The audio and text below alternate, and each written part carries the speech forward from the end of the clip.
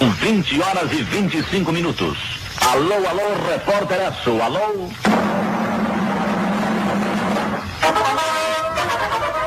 Professor, boa noite. Aqui fala o repórter Esso, serviço público da Esso Brasileira de Petróleo e dos Revendedores Esso, com as últimas notícias da UPI desta emissora. Era o verdadeiro, cara. O verdadeiro era o repórter Esso. Aí o cara, quando discutia no outro, no bar, na rua, disse, rapaz, eu vi no repórter essa, rapaz. Aí acabou, não tem fim de papo. Não tem mais onde o cara de gritar, nem nada. Aí acabou.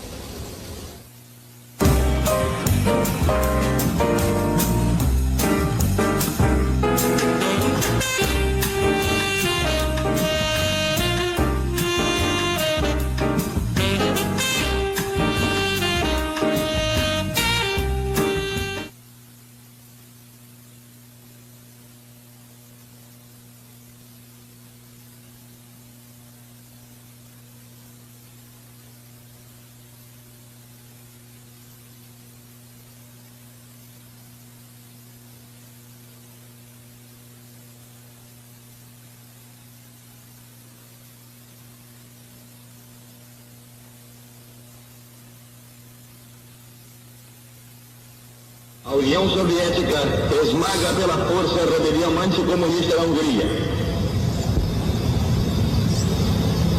1957, explode a primeira bomba de hidrogênio.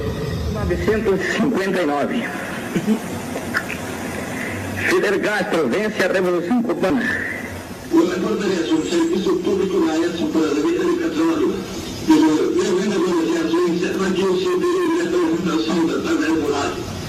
Naquele último dia, o repórter Esso, eu fiquei insone, então entrecortando os momentos de insônia com alguns cochilos rápidos, né? Mas não conseguia me manter, eu estava presa de uma emoção tal que eu não conseguia me libertar disso e ficar à vontade. Então, eu vivi aquelas últimas horas e depois, quando eu estava fazendo o repórter Esso, como eu pude retratar a minha emoção na leitura da última edição, aquilo foi o quê? Por quê? Porque eu senti a força do repórter Esso, eu senti a importância que todos davam para o repórter Esso. Foi lindo na última transmissão. Eles fizeram uma retrospectiva eles fizeram uma retrospectiva de 27 anos. E na época a história política mundial, ela estava absolutamente movimentada. Uma emoção forte, né, da despedida, enfim, né, de ter acompanhado aquilo, né, como testemunha ocular da história, né, e ter que se despedir por algum motivo que, né, enfim. Então, e esse fato dele ter deixado passar a emoção nesse momento, num tipo de trabalho onde não caberia passar a emoção, acabou por valorizar, né?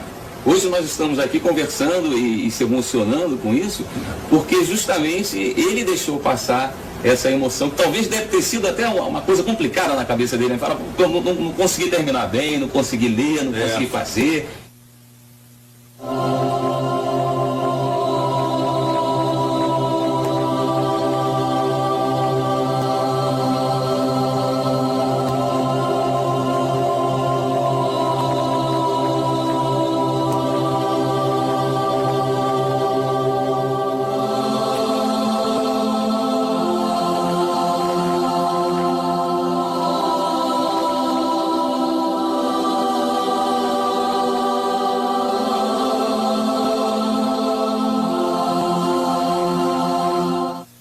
Essa atitude dele foi uma espécie de extravasamento, né? Porque eles tinham uma liturgia, o jornalismo quase como uma liturgia, né?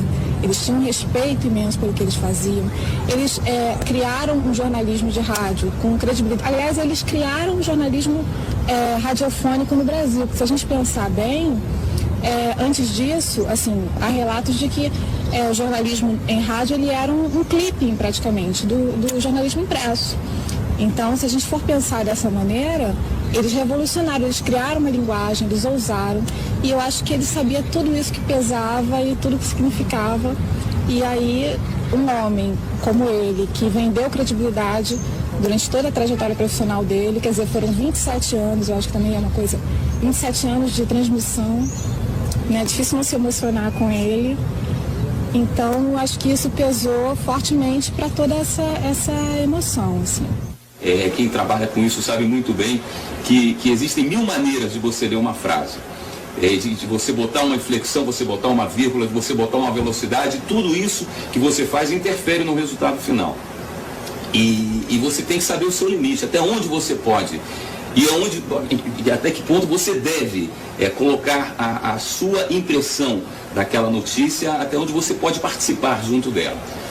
E nessa época, os locutores não tinham muito essa liberdade. A locução era mais dura, era muito bem colocada, muito bem, vozes maravilhosas que existiam e tal, mas não cabia ao locutor interferir muito na notícia. Então, a emoção e a sua impressão era sempre muito colocada em segundo plano. Você tinha simplesmente que pegar aquela nota, aquela matéria, aquela informação e colocar da forma mais clara possível para quem está ouvindo, mas sem entrar muito na notícia. Então, você vê ele deixar passar a emoção de uma forma tão forte desse jeito, porque estava muito perto de explodir. Era muita emoção que estava carregando ali.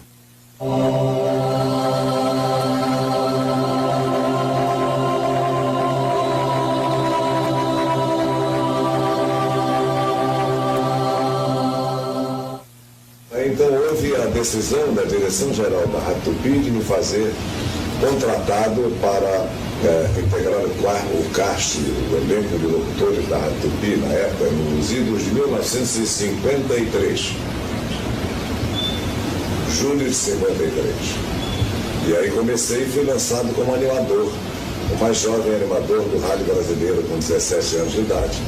E os jornais da época, o Jornal A2, a Rádio Tupi e a TV Tupi também, que já estava no Nascedouro, que surgiu aqui no Rio de Janeiro em 1950. E então eles fizeram uma propaganda intensíssima que precedeu esse meu lançamento como super animador de 17 anos. E eu sem nenhuma experiência de rádio, nem de plateia, nem de público, tive aquele impacto e fiquei impossibilitado até de apresentar o programa que me fora destinado à época e que eu seria o comandante dele. Um programa onde o Paulo Gracindo tinha se apresentado como titular do programa. O Silvio Santos nele atuou como locutor comercial. A Rádio Sequência G3, que era um programa fortíssimo na época, era o único programa que ombreava um pouco com o programa César de Alencar, que era a grande atração do período de sábado, do horário de sábado da Rádio Nacional. E naquela época foi que eu surgi. Comunicador geral. O país todo se baseava por ele, né? A notícia dele era concreta.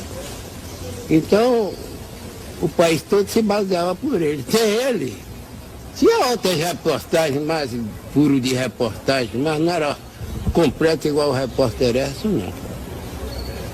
Não é de jeito nenhum. E o Repórter Esso deu esse prestígio para a Rádio Nacional.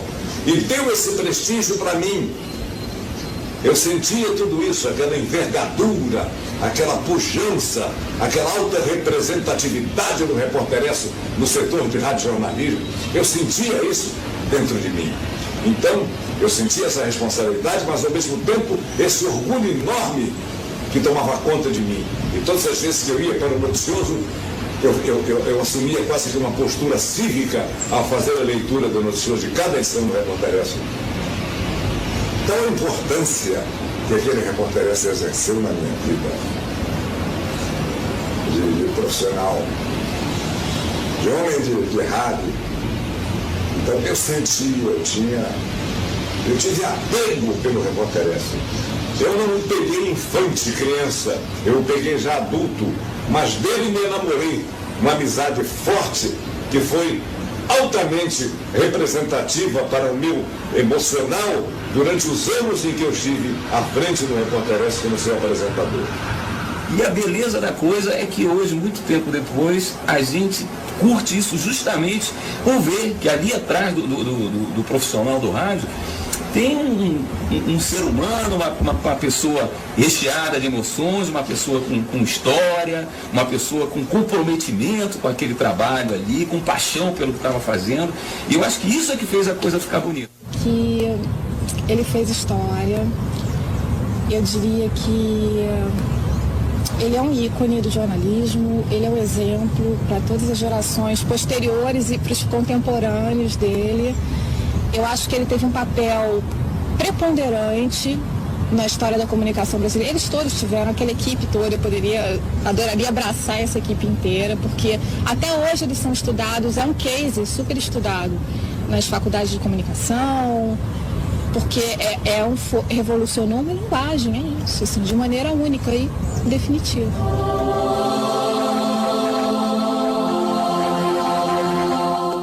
Mas foram os últimos momentos do Repórter S ditados por conveniências publicitárias, mercadológicas, por conveniências políticas, enfim, qualquer coisa que possa ter determinado essa decisão, né, da diretoria da ESSO de terminar com o programa.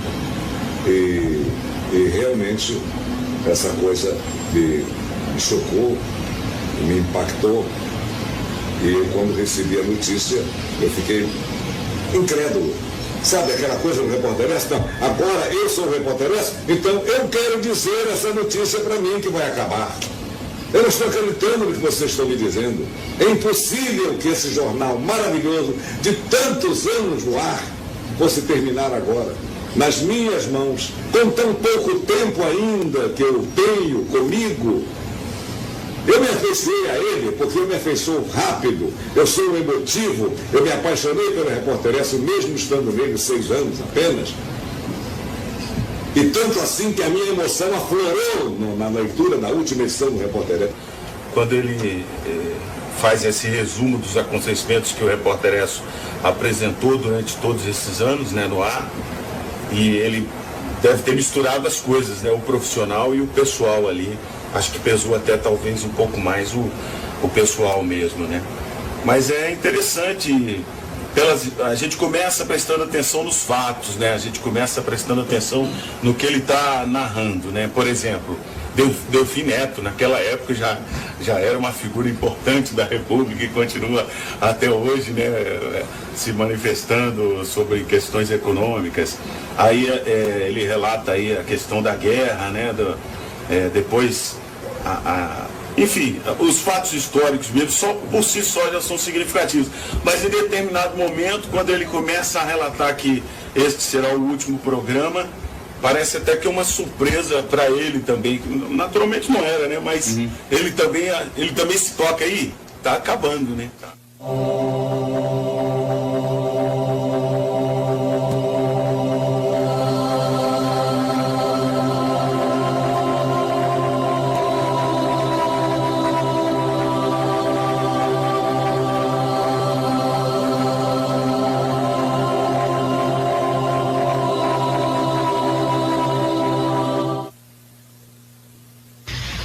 O último dia de 1968 assinala também o término das transmissões do Repórter S no rádio.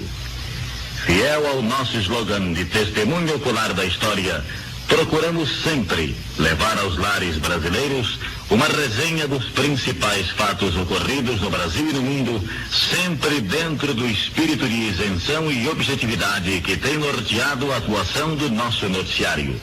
Assim, queremos, em nome do patrocinador deste programa, a ESSO Brasileira de Petróleo, agradecer a atenção e o prestígio com que sempre o acompanhou e desejar a todos um feliz ano de 1969, repleto de alegrias e realizações.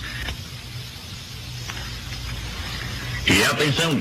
Durante 27 anos, o Repórter S, a testemunha ocular da história, esteve presente aos mais importantes acontecimentos ocorridos no Brasil e no mundo. Entrando no ar pela primeira vez em agosto de 1941, durante os seus primeiros 4 anos de vida, o Repórter S foi sempre o primeiro a dar as últimas da Segunda Grande Guerra Mundial. Assim, nesta sua última edição radiofônica, pode o seu Repórter S recordar as mais sensacionais informações transmitidas para todo o Brasil e em toda a sua vida. vida. Autêntico recorde de manutenção no ar de um programa noticioso. 1941, os japoneses atacam a base norte-americana de Perrado. 1944, os aliados abrem a segunda frente e desembarcam nas praias da Normandia. 1945, o repórter Esso começa a transmitir notícias brasileiras e anuncia a deposição de Getúlio Vargas. 1954, suicídio de Getúlio Vargas. 1955, descoberta a vacina antipólio. Deposição de Carlos Luz e Café Filho. 1956, a União Soviética esmaga pela força a rebelião anticomunista na Hungria. 1957, explode a primeira bomba de hidrogênio. 1958, os russos lançam ao espaço o primeiro Sputnik. 1959, Fidel Castro vence a Revolução Cubana. 1960, o seu repórter vai a Brasília para transmitir os detalhes da inauguração da nova capital do Brasil. 1961, renuncia Jânio Quadros. 1962, o presidente Kennedy determina o bloqueio aeronaval de Cuba. 1963, assassinado em Dallas, o presidente John Fitzgerald Kennedy. 1964, Revolução Brasileira nas ruas, deposto o senhor João Goulart. 1965, os americanos promovem o primeiro encontro no espaço sideral. O repórter é um serviço público da Esso Brasileira de Petróleo e dos revendedores Esso encerra aqui o seu período de apresentações através do rádio. Boa noite, ouvintes, e feliz ano novo com os votos da Esso.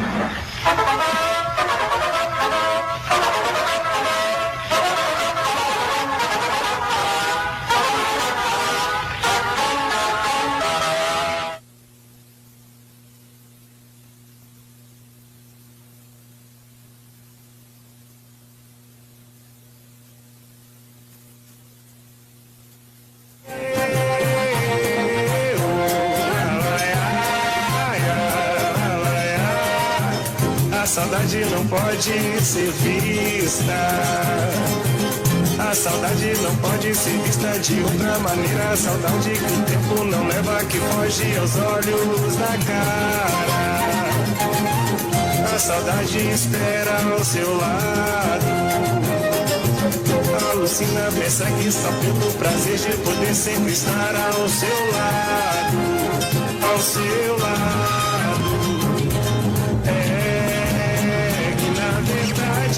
Não se pode vacilar.